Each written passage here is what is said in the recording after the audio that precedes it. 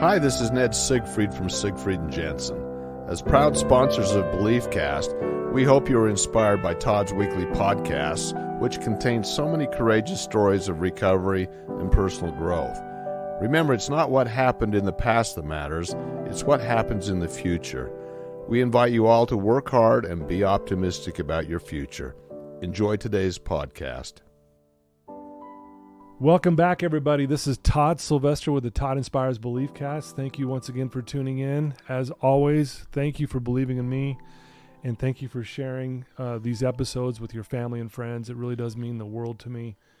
We bring amazing people on who have been through some amazing things and overcome crazy obstacles, and it's just so inspiring. I'm the fortunate one because I get to sit with them face to face typically, but I'm grateful that you guys are here supporting. I want to give a shout out to my sponsors, Siegfried and Jensen, Wasatch Recovery, Thread Wallets, Maury Nutrition, and we've got a few others that are kind of silent behind the scenes. So thank you as well for believing in me and helping us get the word out. I love you guys, and it means the world to be able to do this on this platform. Today we are joined by Mark Hugenbtobler. Man, I'm telling you guys, I've been wrestling with this because I had it in my mind for the last 3 weeks. This is how you say it, and then I found out I was saying it wrong the whole time. So anyway, thanks for being patient, Mark. Thank you for understanding. I've been called a lot worse. What's that? What's the background on that last name? Swiss German. Swiss German. Yeah. Wow. So, yeah, that's a cool name. Yeah, it's unique. Yeah, It was funny when Dave, our mutual friend from the Other Side Academy, reached out and said, "Hey, you got to get this guy on your podcast," and he mentioned your last name, and I was like, "What kind of name is that?" And he's like, "I'm not sure." But thank you for getting up. You know, you drove a long way to be here this morning to be on this show. It means a lot to me, and I hope you know that we think the world of you, and I know Dave says a lot of good things about you. So well, Todd, thanks for having me on the show. The drive was nothing, because I think the message is important, and I hope that it's something that your listeners can relate to and has value. Yeah, you have an amazing biography, by the way. If I could sum it up, and we can tap into all the specifics, but I mean, you're an amazing teacher. And when it comes down to it, I mean, and I know but again, reading through your bio and the things that you've done and the impact you have on people. And I think you were so good at it you eventually got sentenced to prison. Mark, for those that don't know, he's the author of the book, All My Friends Are Felons. And Correct. Kind of a funny story, when I first initially saw that book, I thought, oh, this guy's been to prison. I wonder what he did, why was he there, that kind of thing. But you were there in a different capacity, which we were going to get into. And it's remarkable what you did and the impact you had on people. So what I'd like to start off with, is tell us a little bit about where you grew up and maybe a little bit about your childhood. Well, I'm from a little. Where do you that's you got to keep it kind of brief, but it's a typical story. I grew up in a white picket fence life. My dad was a dentist. My mom was a homemaker. I had 5 siblings, an older sister, and 4 brothers. I grew up in a little town called Monticello in Utah. Oh yeah. If you're familiar with that, if you go down past Moab another 60 miles, you'll get there. Yeah. I've never been there. I've seen the signs though, but a lot of people have been to Moab, but I had a great growing up, great friends, a lot of influential people in a positive way. We got into mischief. We were kids, but we were so involved in the sports in our school, dirt bike riding, boating, fishing, hunting, skiing. We just had a really beautiful life there. Yeah. And so things really went pretty well. I have friends that I still communicate with from high school that are very special. Grew up a member of the Church of Jesus Christ of Latter-day Saints. Okay. I probably wasn't a stellar youth. Right. In fact, but I eventually went on a mission, as did almost all my friends. Okay. How was that? I've never been on a mission or anything like that, but I hear they're pretty difficult. In many ways. I went to southern France. Okay. So some people say, well, you went on vacation, but it was a very life-building experience for me. Mm-hmm. It cemented the things that I believe now. I actually wasn't going to go. I wasn't a firm believer. My friends all were, or my friends all went. Yeah. My parents were. I had an experience that made me decide to go. But before I went, I had to convert myself. I had to really believe in what I was doing. And that took about 8-9 months. And then once I did that, I went, and it was a great experience. It was hard, but it was good. I met a lot of good people. I learned a lot about myself, good and bad. Yeah. Anyway, got home. I always wanted to play college basketball. I went to Snow College, played a little basketball there. Met my wife, who was from Ephraim. She had no idea what she was getting into. Right. She's still with me though, so that's good. I was always an adventurous guy. I've never been one to be the status quo. I've never been like, the church thing. I wasn't just going to accept it because everybody else did it. That was not part of who I am. I want to figure out things, and I want to do them because they mean a lot to me. Yeah, right. And so that's kind of where I've been my whole life. I wanted to be a basketball coach, so I went to school, got that education, actually went back to the same community to start coaching. Spent 11 years in that community. 9 years I was the basketball coach. In fact, we're organizing our 30th year championship reunion this winter. Really? Wow. The boys that were on that first championship team are going to get together, and we're going to have a fun experience there. So. Wow. Do you mind if I ask how old you are? I am 63. Really? So do you remember a guy named Coach Duke Reed from Brighton High School? I know Duke Reed. I know of him. Yeah. So I went to Brighton High School. I played basketball, and we would do our team basketball camp during the summer. We'd go down to Ephraim. To Snow College. To Snow College, and we would do our basketball camps there, and they were great because there were schools from all over the place that would come, and we'd do this kind of quote unquote camp / tournament for the whole week. You're just playing games with just your having team. games and having fun. Yeah, it was a blast. But I was just curious if you had known him. Ron A. Biglin you probably wouldn't know the coach of Snow College, but yeah, I knew Coach Reed. Yeah, knew of him. So. Yeah, so we got that in common. We both love basketball, and you coached it sounds like, and for 23 years, for a long time. Yeah. How was that experience? What I mean, this is a big question I know, but what were some of the biggest takeaways of being a coach? I did that because I had great coaches, especially one that became a mentor as I came back to the same school, and he was still there. He wasn't a basketball coach; he was the football coach, but just a good friend. And I just wanted to go have, teenage life was tumultuous. You can make a really dumb decision really quick and mess it up. Right. And I just kind of wanted to try to be a part of the solution. That was important. I loved basketball. I wasn't good enough to play beyond junior college. And so I wanted to do that. But it was a good life. It was a very hard life. Yeah. I had no idea the ups and downs of it. It was a lot of work, but it was very fulfilling. I have four boys of my own. 3 of them actually played on championship teams with me. Oh wow! The other one was younger, and I didn't actually coach him. But that was a fun experience. I got to work with hundreds of boys.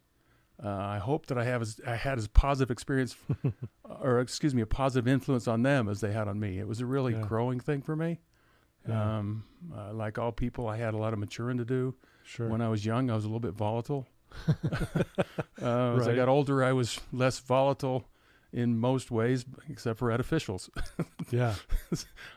But bless their heart. Right. But it was a good experience. It was something that didn't pay a lot of money, but it paid a lot of relationships and dividends. Yeah.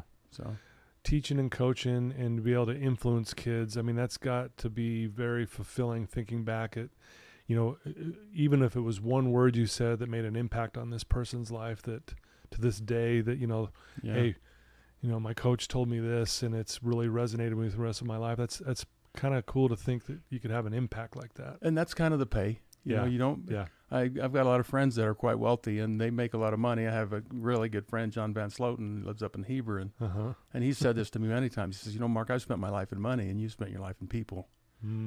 And sometimes I wish I would have spent my life in money, but not really, because I'm a people guy. I just like people, and that's why I'm in this space. Yeah. So, well, and you're also, like we talked about, you're just, you love learning. Based on what I'm reading off your bio, I mean, you got a BS in mathematics and physical science and computer technology at Weber State. Later, from Utah University, you went to Utah State University, right? In a gifted and talented education there. You love learning. You're very, into education. Where did that come from? I mean, this rambunctious kid who loves sports, where did that come from? Todd, we could talk about that. I read on the 5th grade level when I graduated high school. Really? Yeah. I was not a great student. I have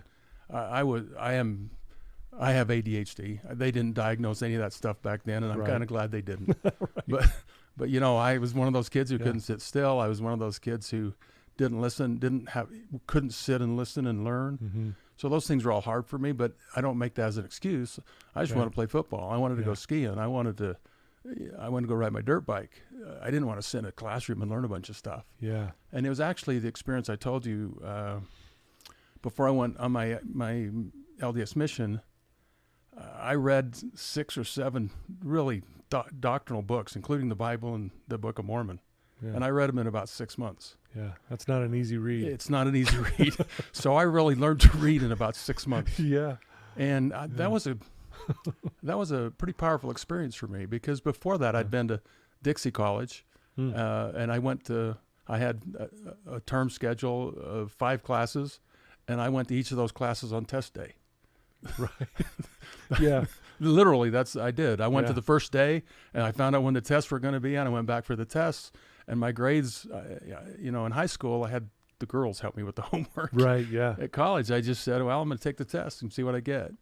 So I didn't enjoy learning until I had that experience. And I found out that it's kind of fun.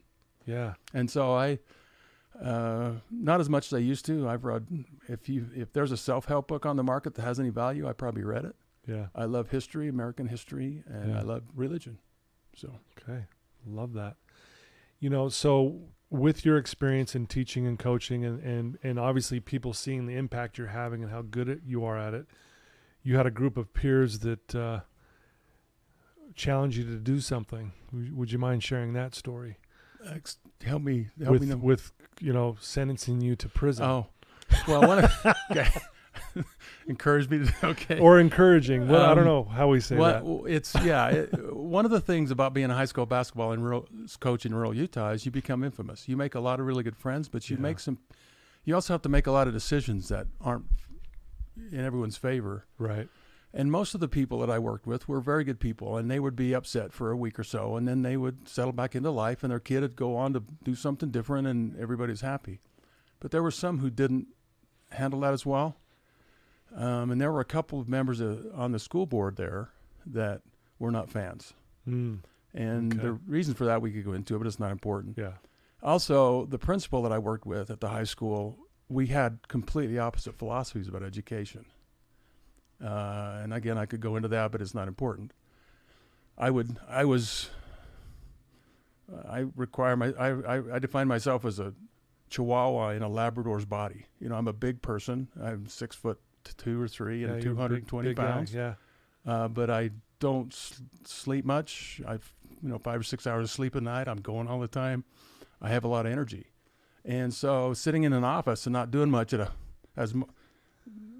was not my cup of tea. And so I was always out engaged. And anyway, the principal and I didn't see eye to eye. Okay. And he had his reasons, and I had mine. And I don't. Right. Anyway, he and those school board members wanted to get rid of me. And I had retired from coaching, was his assistant principal at the time. And I'm the last day of school. It was my 3rd year in that position.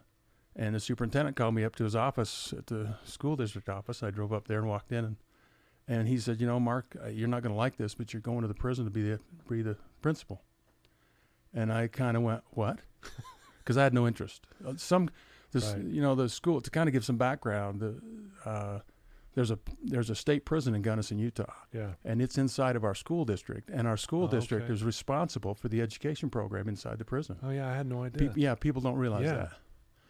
And so but there were some, for example, the man that I replaced is now the superintendent of that school district. Okay. So they used it in a lot of different ways. Sometimes they used it to isolate or to put a teacher they didn't like out of the system, more or less.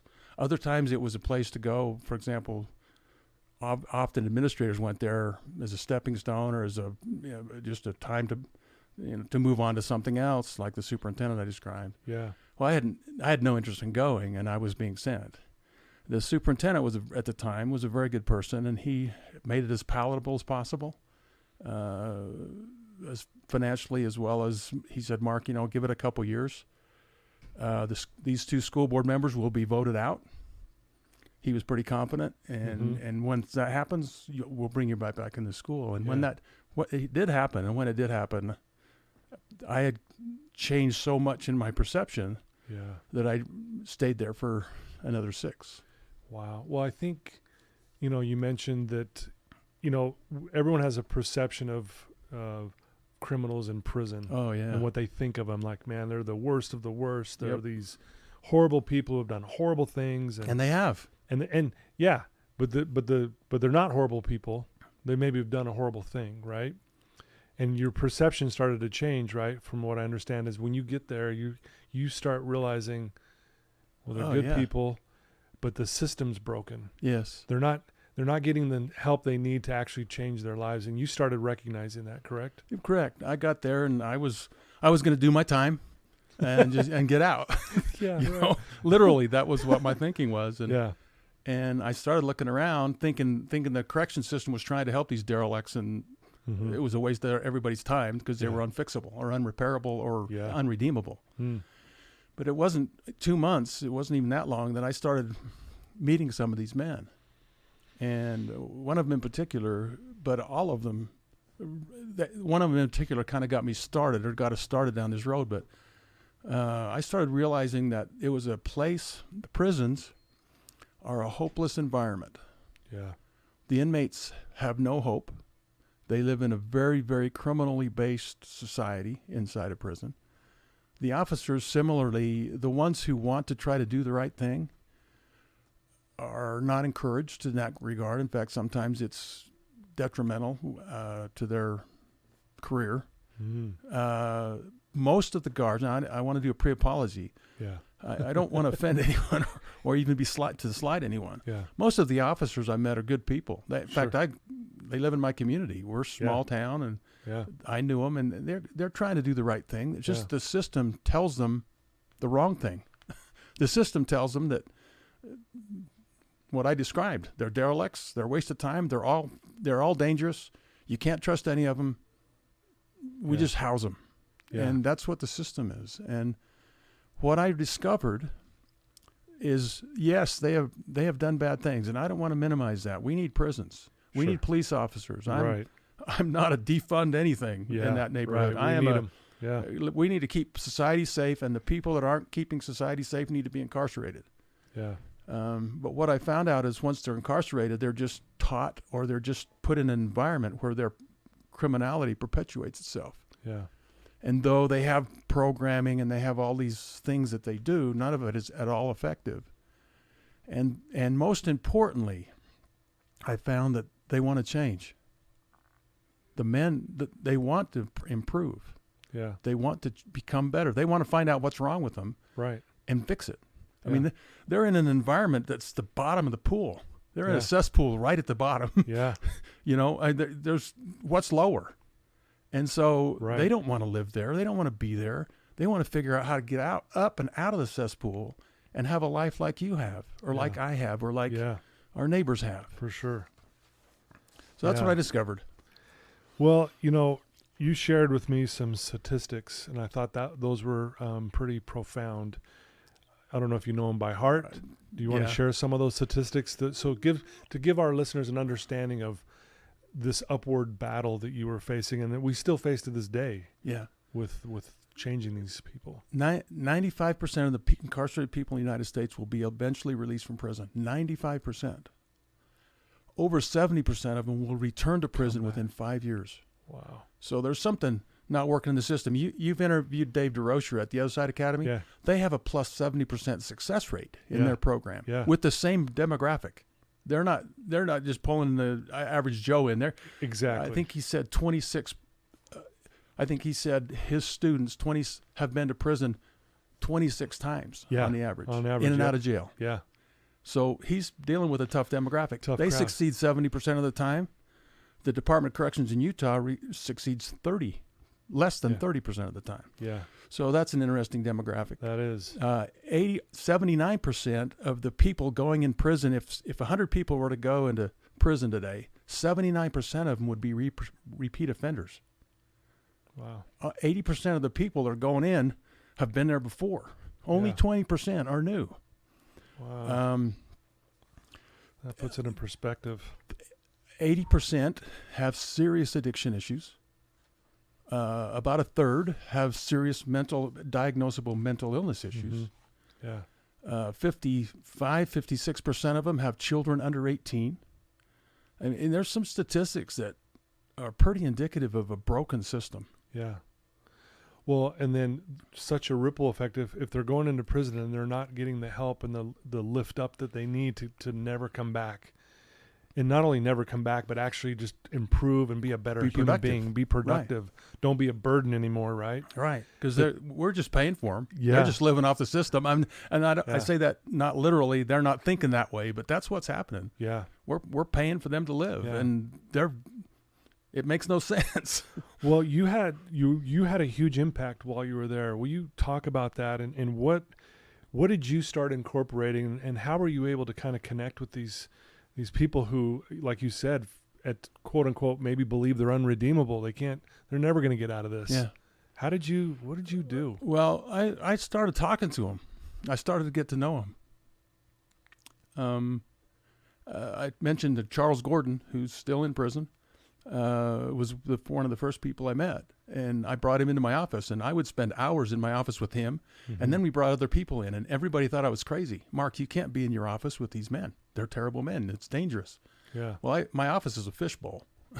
Yeah. And the door was open. Yeah, right. I mean, we could have had the meetings in the hallway. Yeah. And I might add that very unique in Gunnison Prison is we had a corridor with 12 classrooms. So we kind of had a little school. Yeah.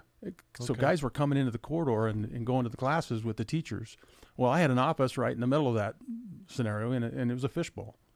Anyway, I started talking to them, and I started finding out that my perception of them was wrong. Yeah, they'd done terrible things, and and every one of them that I worked with admitted, I need to be incarcerated. I don't belong in society the way I was. But I also found out that they wanted to change. They trusted no one. It took a long time for me to build trust. But with the little group I had, we took that trust and we let it grow. We used the Dave DeRocher, the Other Side Academy, Each One Teach One model. Yeah, and we reached out using inmates. Yeah. And over a short period of time, they came to a large group of them came to trust us. And when I went into prison, there were 247 students in that school of 1,500 men. The short story, and we did secondary education, reading, writing, arithmetic, history, science, stuff like that. Yeah. They could get a GED or they could get a high school diploma. When I left the facility after 8 years, we had over 1,100 inmates directly involved in our program. And we had expanded the program to post-secondary without any additional money. Okay. Well, I'd got some grants, so I guess I did get some additional money, but it wasn't from corrections. Right. It wasn't really from traditional means. Okay. We had added a complete set of building trades programs, even to the point of, excuse me, we had an outbuilding, or we had a yard to the west of our corridor, and guys would go up. We had created a shop, and they were building sheds and building picnic tables and building things. And we just created that with some funding. We had a computer coding boot camp. My son is a coder, and we found a guy in prison who was a high-level coder, and we created a thing so that these men could learn computer coding. And when I started, we had 35 some odd computers for students. When I left, we had over 130. So we'd gone and got some grant money so we could buy computers, and these guys we ran 26 students through that program, the computer code program. Last spring, I met with 6 of them who had jobs on the streets. Wow. And only one of them had any computer experience prior. Wow. So we were just really doing some neat things. Yeah. We brought in, I got communicating with Salt Lake Community College, Weber State, and Snow College, and they were bringing in programs to teach. Salt Lake Community College had a professor that would communicate with me, and I would communicate with one of our teacher students, and they would teach the class, give the homework, receive the homework, we'd ship it back up, we'd do all the testing. We had a testing center, so it was just like a university. Yeah. If they wanted to take a test for a class, for anything, they went to this testing center, so it was secure. Snow College, we actually hired isn't the right word. Snow College approved inmates who had master's degrees in business, one of them, to teach business classes and give credit. Really? Yeah. That's amazing. And so we did some really neat things. Yeah. And it was really exciting. We had 1,100 students. I had over 100 volunteers, inmates who would come and give at least 10 hours of their week just to serve. They didn't get paid. They didn't receive any remuneration. We'd give them an incentive once a year. We brought them in, let them watch a movie, and gave them some popcorn. Yeah. And it's amazing what you can get guys to do for popcorn. Right? You go to primary and you don't bring Skittles or you don't bring M&Ms. You're not very smart. Not very smart, exactly. So that's what we did, and it was amazing. Yeah. But when we first started, men were dragging their feet. They did not want to come, and when we got to the end, they were anxiously engaged in their learning and in trying to improve themselves. Is what they were doing. They saw someone who cared, someone who loved them, and someone who wasn't working for the government. Yeah. I was a government employee, but I wasn't. I was someone who cared. Yeah. And I just did the things that I'd done in my career. I was a coach, so I empowered people. Yeah. I empowered my players to improve, and that's all we did here. We just empowered this starting with a small group of inmates, and it spread to a larger group of inmates, and we just empowered them. We didn't hire criminals. If guys were breaking the rules, we fired them. Yeah. I had one guy I fired 5 times. He just kept coming back, and finally the last time he stuck because he realized that I wasn't going to put up with any shenanigans. Yeah. We used the each one teach one model. We used the trust but verify system. Dave DeRocher, I met Dave from the Other Side Academy. He came in and spoke. I think it was 2014 or 2015. Yeah. I met him then. I immediately went to the Other Side Academy and we stole a lot of their stuff. Yeah. Yeah. Yeah. If they're doing it right, let's mirror it and let's do the same things. So yeah. The sad thing, I retired in 19. I might add the principal who got me sent to prison voluntarily took my job. Really? Yeah. Interesting. One of the school board members who had been removed from the school, been unelected from the school board, applied for a job at the prison. Oh my gosh. So we had turned a school. We had the largest school in the district, 1,100 students. Yeah. We had one of the largest adult education programs in the state. So it was pretty cool. Sadly, within 2 years, that program was pretty much gone. And now it's completely decimated. All the computers are gone. There's less than 200 students. All the programs, the post-secondary programs are gone. It's gone. And it's indicative of the Department of Corrections' unwillingness to fulfill the second half of their mission statement. And it's sad. And that's why I'm back in this space. Well, that's part of why I'm back in this space. I stayed in this space. I wrote the book, All My Friends Are Felons. That created a little homemade committee of people, of like-minded people who got together, a senator and Paige Norton and John Van Sloten and other people right now, Senator Darren Owens. And we started working for legislative change to try to figure out how to fix this broken system.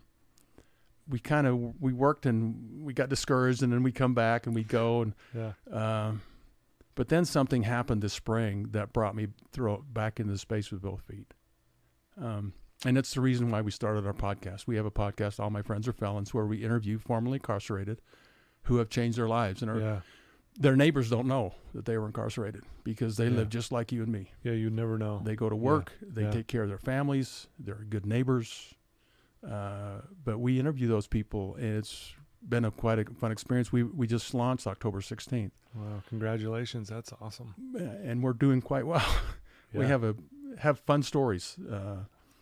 But the reason I got back into the space is in the spring, I had known 3 in the state of Utah. There's what's called the executive director of the Department of Corrections, who's the boss over the wardens. He's the guy. He's the where the buck stops. Yeah.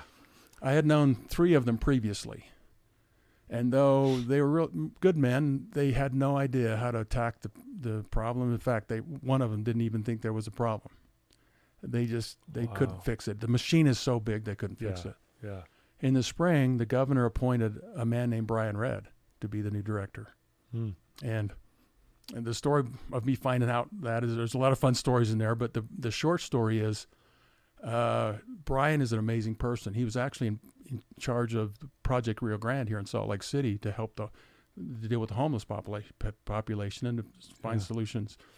He did that about, I'm guessing 5-7 years ago, something like that, very successfully. Although he's gone and it's gone, the project. Anyway, he's taken over the prison system, and he's a new executive director. Yeah. And he's an amazing guy. And he played basketball for me 35 years ago. Wow. Yeah. So when he was appointed, and I realized who he was, I reached out to him, and we met and we talked, and he's an amazing person. Yeah. And he is going to change the system. He is going to work with his people, and he's not a come in and smash with the hammer kind of a guy. He just knows how to minister, how to do it. Yeah. And how to. Is he leaning on you too for like how you did things and? But he's got so many. I was just curious. I'm just a small piece of the cog. Okay. He's got stories about me when we were together. Some of them are fun, but he comes from a great family. I actually worked for his dad when I was in high school, so I know the family very well. Anyway, he's already making incredible changes that are going to empower the system to change. And it's not going to happen overnight. But anyway, that's why I started our podcast. I felt like that's something I could do to support, to help the general population realize that I was wrong. They're not unredeemable people. Yeah. They're not. They did do bad things, and they need to be incarcerated. Yeah. But once they're incarcerated, if we don't help them change, it's stupid. Yeah. And it flat is stupid. I mean, we expect that they're going to change themselves because they got locked up. Right. And the opposite's true. They get worse because they're around criminals. They talk about it. They brag about it. They have to live in that gang-filled environment, or to survive, they have to get along. Yeah. And change is really hard. Yeah. And we expect them to wave a magic wand over them. Okay, you're out of prison. Your addictions are all gone. Your bad thinking errors are all gone. Yeah. All those things are better. You're going to go live a really nice life. Good luck. They don't have a driver's license. Yeah. They don't even know how to get one. Yeah. Most of them have never used the internet. I mean, think about that. Yeah. Well, it's not so much now, but when I went in 2011, if they'd been in for 11, 12 years, they didn't even know what the internet was unless they read it in a magazine. Wow. Phones, cell phones. That's amazing. I mean, you think about these things, and they don't know how to navigate our new world, and they wouldn't know how to navigate the old one. They're given very little help. Yeah. They give them $50 at the gate and say, good luck. Check in with your PO, your parole officer. And so they're not prepared at all to go into life. It's like, if you're a parent and you've got a child and you let him run amok for 16 years, And then you say, okay, son, you're going to be an adult in a couple of years. We're going to straighten you out. And it doesn't work that way. Yeah. It takes a long time to get broken. Yeah. And it takes a long time to repair. Yeah, for sure. There's no quick fix. No quick fix. Wow. So you wrote this book, All My Friends Are Felons. Yeah. And I love the title, by the way. And I think that's very appropriate because I think what I'm hearing is the reason why you were so successful is these people that were locked up started considering you a friend.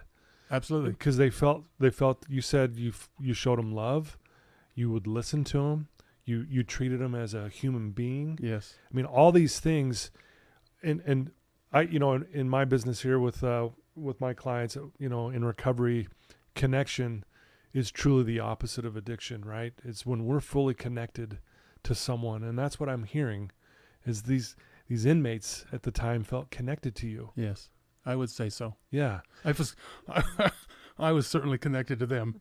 yeah, absolutely. And I know you get emotional when you think of that a little bit here, and I love that you're doing the podcast because it's another way to connect. Yeah.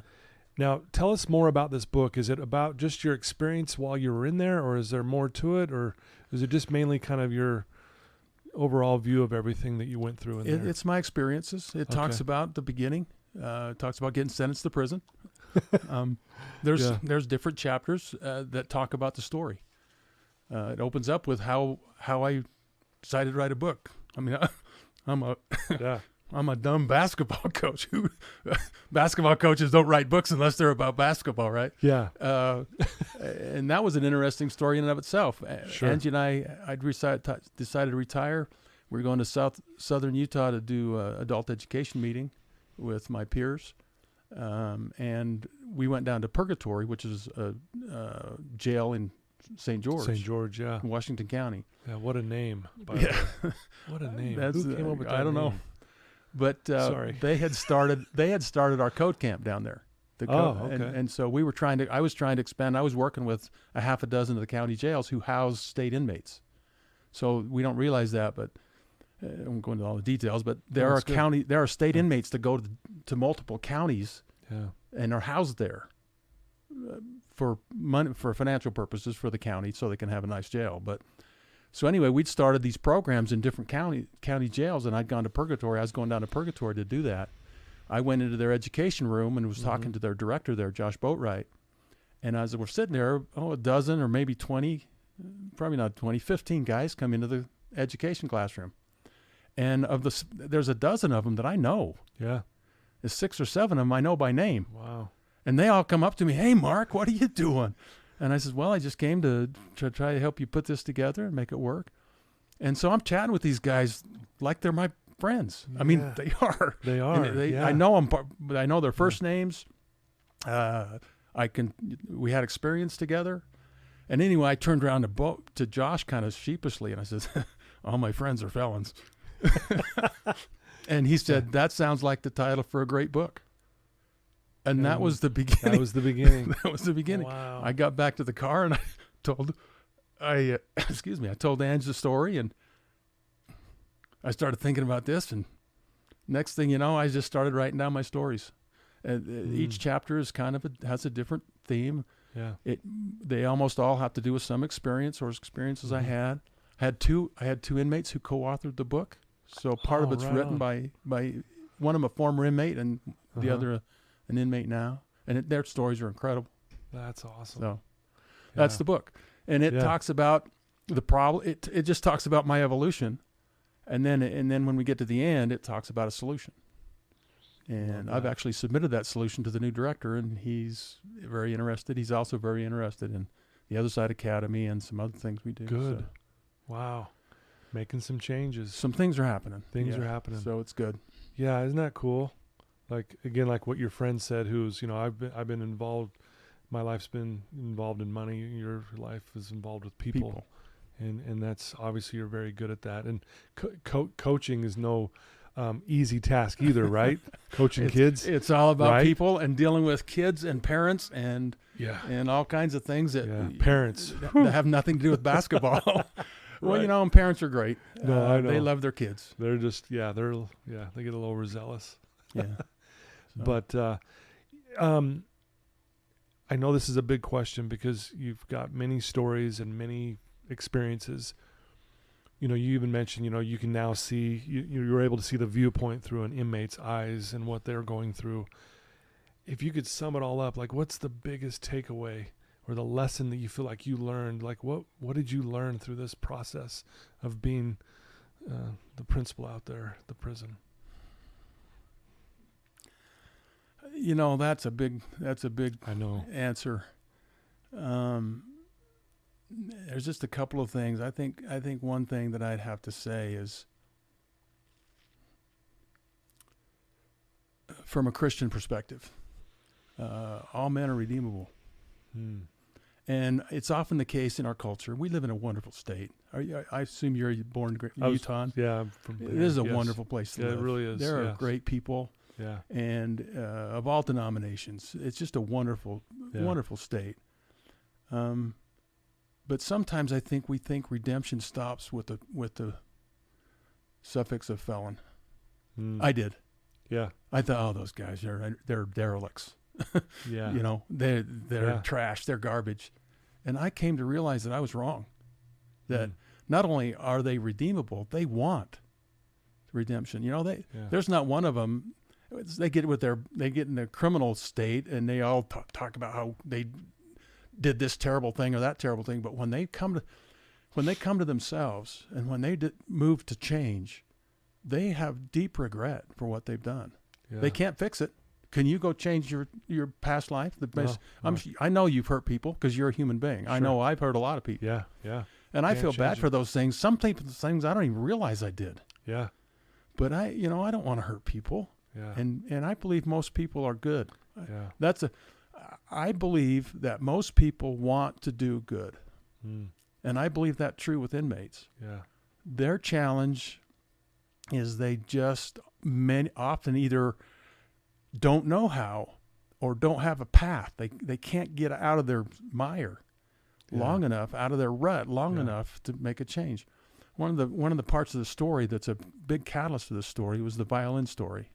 And I don't know if you've looked at that. No, I haven't yet. Tell us about that. Real quick. Please. In 2016, the Department of Corrections did a symposium at Salt Lake Community College. And it was the one time when I really had a lot of hope. It was a wonderful symposium. They brought in a bunch of speakers. The lieutenant governor spoke, several senators spoke, a legislator spoke, a judge spoke. Mm-hmm. But the most impactful speaker to me was a felon, formerly incarcerated. Yeah. And he told his story. And he had been born in, or he'd been raised in, or he was living in Montana with his mom, his sister, and then his mom had a boyfriend. He had a baby brother born, and soon the dad disappeared.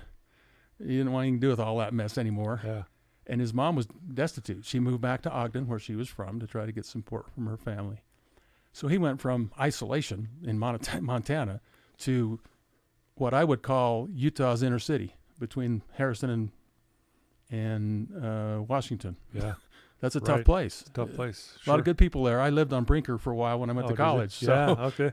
So a lot of good people there, but it's a tough neighborhood. It can be a tough neighborhood. Anyway, he grew up. He starts, his mom's trying to work and figure it out, and he's got nothing.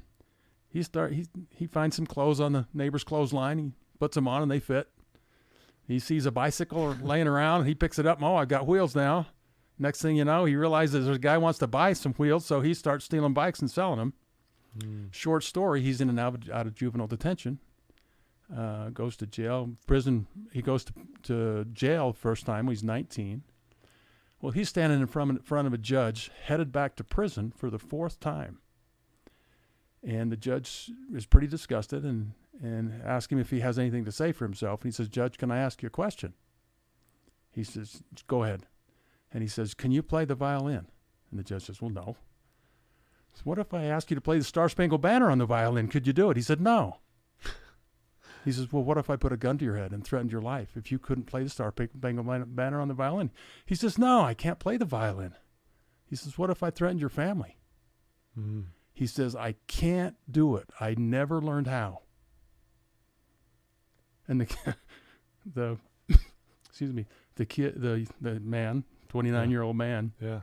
kind of ducked his head and looked back at the judge. Says, "I never learned how to live a good life. Could you teach me?" Wow. That's the Dave DeRocher story in a different version. Exactly. So this judge, instead of sending him to prison, sending him to a therapeutic community, rehab facility, actually. And he's standing here. He's 39 years old at the time. 10 years later, he has a wife and 2 beautiful children. He's got a business. Yeah. He's paying taxes. He's living in communities he's covered with tattoos. He's got tats from head to toe, but he's a good man, providing for his family, taking care of them. Because rather than just throw him in prison and let him do what they do, he had a different path. Now, I'm not saying we shouldn't have prisons, and I'm not saying that this guy shouldn't have maybe gone to prison. Right.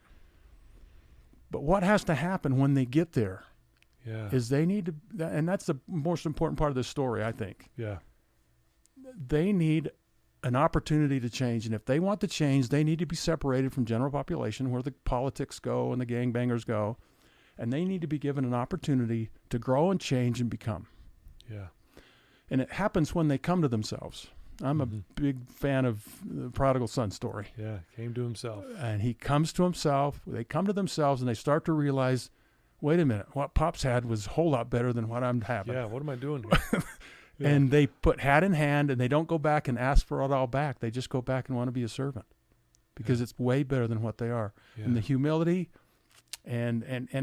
so the accountability is what's happening. They become accountable for who they are. They quit blaming dad. They quit blaming the guy who molested them. They quit blaming their wife or their whoever. Yeah, right. They start saying, I am responsible for my life. I'm an adult. That accountability is powerful. I am responsible. And what I gave up or what I could have over here, I have to take hat in hand, come to myself, and go get help. And then what happens with the father is also important. The dad doesn't cast him aside. He doesn't push him. He says, come see me. Yeah. So and he doesn't give up accountability. The kid's still accountable, but the dad loves him. Yeah. And the dad helps him regain what he had. Yeah. And that's what has to happen. We can't have government programs and stuff. We got to have the Other Side Academy and Captain Your Story. For sure. And these private programs that are allowed to go into prisons and not change their lives, help these men do the work to change their lives. You know this, Todd. You can't change anybody. Nope. All you can do is provide channels, opportunities, pathways, ideas, love, support, and a kick in the butt. Yep. Yeah. That's it. Yeah. So I'm sorry. No, it's beautiful. Thanks for sharing that. Back to the prodigal son story, the best part of that story, in my opinion, is when the father sees his son coming back, and the father already knows he's blown up his life. Yeah. And the first thing the father has for his son before he runs to him is compassion. Yeah. And really that's what you were showing these guys. Yes. At the end of the day, I've got compassion for you despite the things you've been through and despite the things you've done. That's why you've been successful. I can feel it here when I'm talking to you. I mean, it's even make me a little emotional, but I can feel that. And we need more people like you who are doing these things because these people need a chance. And you're right. We can't do it for them, but we can definitely, help them and walk the walk with them, if you will. They want to walk the walk. Yep. They just don't know. That guy's like, show me how to be a good person. Will you just show me? Yeah. What do I do? Talk about humility. Yeah. I'm not a good person. Will you show me how to be one? Yeah. And they're like that. Right? They say that to me. Help me. And some, I'm not saying to a man, and I'm not saying they're all the same. Sure. But in general, that's where they are. Wow. And think about what it does for society. Yeah. Think about, I'm doing better than you are. I know. Sorry, that just hit me hard when you shared that story. Wow. It's a powerful story. Yeah. It's part of the book. Yeah. In fact, it's in the opening page of the book, a brief synopsis of it. But I want to just imagine, We don't trust felons. Why don't we? 70% of them go back. Why would we trust a group of population that is 30% good and 70% bad? Yeah. And the 30% that's good, they disappear into the culture. Yeah. They become us, and so we don't see them anymore, and all we see is a 70. But imagine how our society is different. Yeah. If these men come to themselves, are provided pathways, true, honest, real pathways, not in 6 months, not even, we're talking, it takes them 10 years to get broke. Yeah. We're going to fix them in 10 days, 10 months? Yeah. How about 2, 3, 4 years? Yeah. How about 8 years? Yeah. Dave DeRocher. Yeah, he was just, he stayed there 8 years. Yeah, at Delancey Street for 8 years. Yep. And so we need to have those kind of programs on the inside where the criminal behavior is gone. The criminals live on that side of the prison, and the guys that want to change live on this side, and there's no interaction. Yeah. They're separated, completely separated from the criminal. Yeah. And the officers, I love officers, and we need officers. Mm-hmm. But officers can't do this. Officers keep the peace. Officers arrest, and they're important. Sure. They throw a guy on the ground, throw him in handcuffs. They keep someone else from getting hurt. That's what they do, and we need them. Yeah. But they're not designed, and they're not trained, and don't have the ability to do what you do, to do what Dave DeRocher does. Yeah. Dave has lived experience. Sure. He knows what it like. He knows what it like to be a dirtbag. Right. He's a self-proclaimed dirtberg. But he's the most wonderful man I know. Yeah. He's as good a guy as God put on the planet. Amen to that, man. And so we need to separate them. We need to let them live that way for years. Yeah. And then once they get close to the gate, we need to let them go out for a day and come back, and then go out for a couple of days in a row and come back. Yeah. And so we're just, okay, here we go. They get their feet wet, and they get their driver's license. They find a place to live. They reconnect with people they should reconnect with, and don't with the people they can't. Exactly. And they know that, so they don't even try. Yeah. And then instead of a big release date, they gradually work into now you're out for a week, and now you're out for a month. Yeah. And then come back and see us, and now you're free. Yeah. And they go to work. They're faithful. Some of the best employees I ever had. I had about 46 employees that were inmates. Dang. Best employees I ever had. Yeah. 60, 70-hour weeks. Of course, they didn't have a lot else to do, but hardworking. I could trust them. Yep. They were doing the right thing. Were they perfect, man? No. But I had to deal with things just like every other employee. Right. But they were great. So wow. That's what we need to do. And that's what we're calling this a movement. That's what our movement's about is helping Brian, the new director, change the system, create change so that these men can change. Sometimes we hear the old adage that time heals all wounds. Maybe before I go there, hurt people hurt people. Yep. Very seldom does a healthy person, an unhurt person, hurt another person. Yeah. Hurt people hurt people. Yeah. And our system perpetuates that principle the way it is now. And we need judges. I don't think we need to change a ton I think we need to empower police officers to do. I have a dangerous, scary job. Yeah. We don't want to limit them and tie their hands. Do we want them to act judiciously? Sure. Right. But, they have to make some choices that are pretty tough in the split second, and we're second guessing them. Yeah. So we don't want to do that. Yeah. Judges have a job to do, and they need to take these people off the streets. They need to, because hurt people hurt people. Yep. But then we need to help them change over time. There's an old adage that says time heals all wounds, because there's wounds in this world everywhere. Right. But I don't think that's true at all. I think change heals all wounds over time, because change takes time. Love that. And service is the salve for those wounds. Amen to that. And that's what, imagine our society, how our society changes if 30% of the inmates go back instead of 70. Imagine everybody says, well, the prisons will be empty. Well, they won't be empty because there's a whole lot of other people that can benefit from a positive corrections system. Exactly. The system will never be unused. It might Right.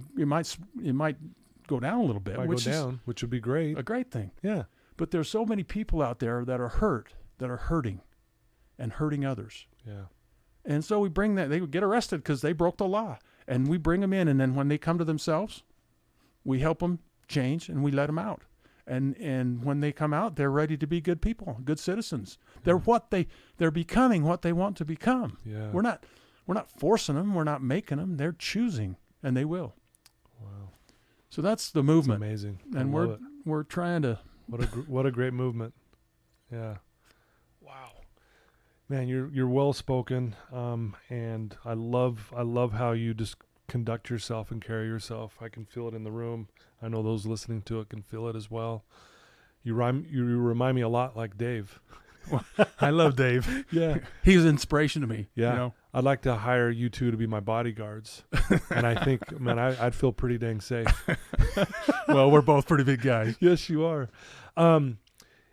If there's someone listening to you right now, and you've already shared some awesome stuff, who's struggling, they're in a dark place, and they're lost. What would you tell that one person who's listening to you right now?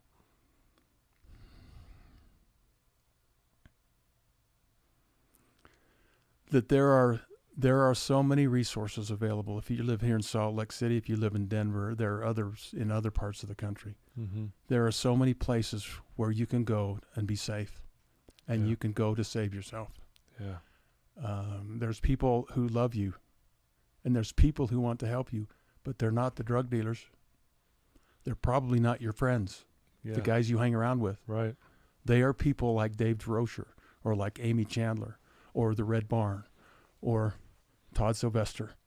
There are people out here who have been, and I haven't been through addiction personally, but I've seen Yeah. all my friends are felons, and 80% of them are addicts. Yeah. There are so many people that are willing and ready to love you and help you become Yeah. what God has destined you and designed you to become. And it's a choice.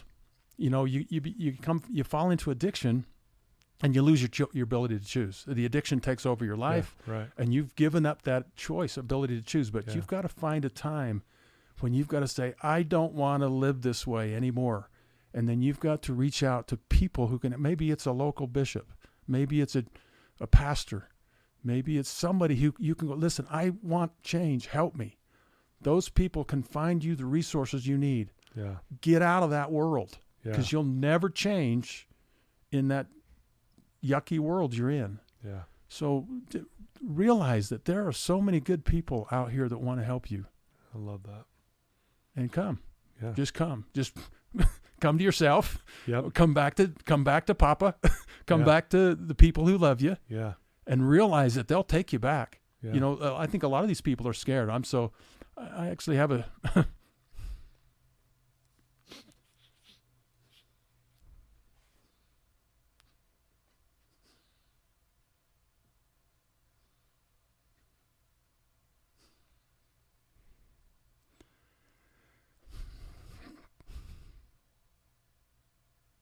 I was going to tell a personal story, but I think I won't. Okay.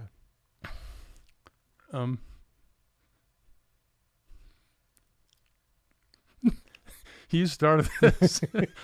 I think you did. There are so many people that want to help you, Mm-hmm. like you, Todd, like me, Yeah. like Dave. I don't know everyone, Right. but in any community you're in, you can find a church leader. You can find Right. a priest. Mm-hmm. You can go to a doctor. Yeah. Don't let them prescribe you medication. Just find someone who wants to help you and get out of the world. Yeah. And there will be people all over helping you. There are so many programs even here in little Salt Lake City, and that's the answer. Don't settle. Don't say I'm not worth it. You are. Yeah. You are worth it. I love it. It's great advice, and I agree with you. There's plenty of people out there that want to help and make a difference. Yes. So you're not alone. It may feel like you're alone. Right. But reach out. And with that said, if someone who's listening to this as well wants to get your book, they want to listen to your podcast, they maybe even want to ask you a question, what would be the best way for them to reach out to you? We're on Facebook and Instagram. Okay. All My Friends Are Felons. It's an easy thing to remember. That's pretty easy to remember. Yeah. My book publisher really didn't want me to use that name, and I said, "You don't have a choice. We're going to use it because I like it." Yeah. The book is on Amazon. It's also on Audible. So Awesome. I just recently put it on Audible so people can Right listen on. to it. Did you do it? Is it your I voice? did. It's my voice, and I'm not the best reader in That's the world. not an easy task. It was quite arduous, actually. Yes. And I'm not the most fluent reader in that sense, but I hope it's I'm heartfelt. Sure it's great.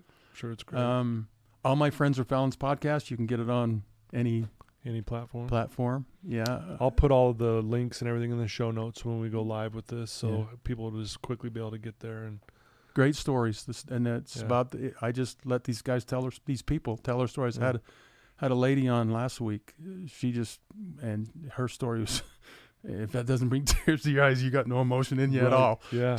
She's got quite a story. And I visited with a lady. I get phone calls of people who want to be on the show, and we talk. And it's it's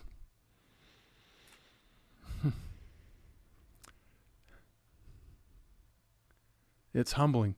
Yeah. To hear some of these stories. And if I told a lady last night, I said, Evelyn, if I were in your shoes, I wouldn't be where you are. I'd probably be dead. Yeah. I'd be in a homeless shelter. I'd be living. I mean, how did you come so far? How are you doing this? Yeah. And I'm just so amazed by these people, how they come out of this. I'm glad you said that, because I find myself all the time going, people are astonishing. Oh, they're astonishing. They're wonderful. And it's those people. It's you that's listening that's at the bottom of the pit. Yes. It's you that's wonderful. Yeah. You can do this. I've seen it. I hear the stories, and I I meet these people. And it's you matter. You are important. Yeah. You are loved. You are wanted. And you need to remember that. Yeah. Wow. Thank you. Thank you, Mark. Thank you for being here. Well, thanks for having me on, Todd. Wow. This was awesome. I can't believe we've been going for over an hour. It felt like 5 minutes. It really did. I had the easy part, though. Right?